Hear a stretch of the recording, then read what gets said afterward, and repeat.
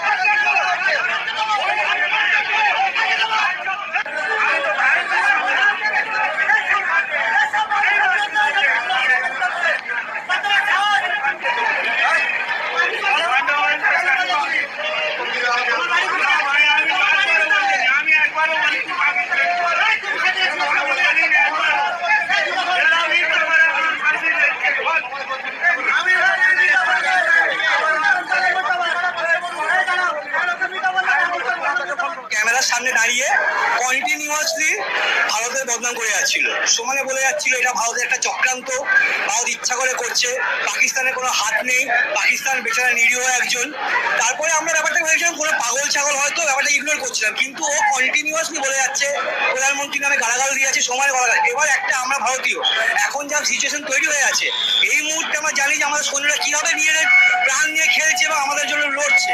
তারপরে কন্টিনিউয়াসলি পাকিস্তানের সুনাম করে যাচ্ছে, পাকিস্তান জিন্দাবাদ, ভারতীয় সৈন্যদের বলছে মুর্দাবাদ, ভারত মুর্দাবাদ। সেখানে আমরা কি করে থাকতে পারি? আমাদের এখানে সবাই ভারতীয় এবং আমরা সবাই তার একটা আমরা প্রতিবাদ করেছি এবং আমরা বুঝিয়েছি এটা ভারতবর্ষ, এখানে থাকতে গেলে ভারতের হয়ে থাকতে হবে।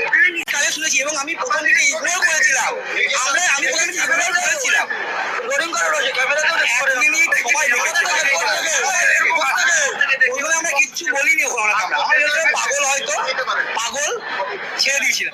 ওইখানে একটা ক্যামেরা আছে, ঠিক আছে, দাঁড়িয়ে ভারতবর্ষের নামে খুব, মোদির নামে, আমাদের সেনার নামে খুব উল্টো পাল্টা কথা বলেই যাচ্ছে। পাকিস্তান জিন্দাবাদ, ভারতবর্ষ মুর্দাবাদ। কেন বলবে এটা?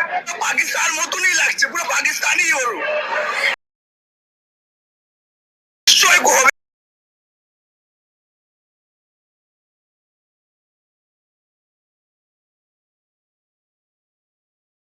আমরা হিন্দুস্তানি, আমরা কিচ্ছু ভয়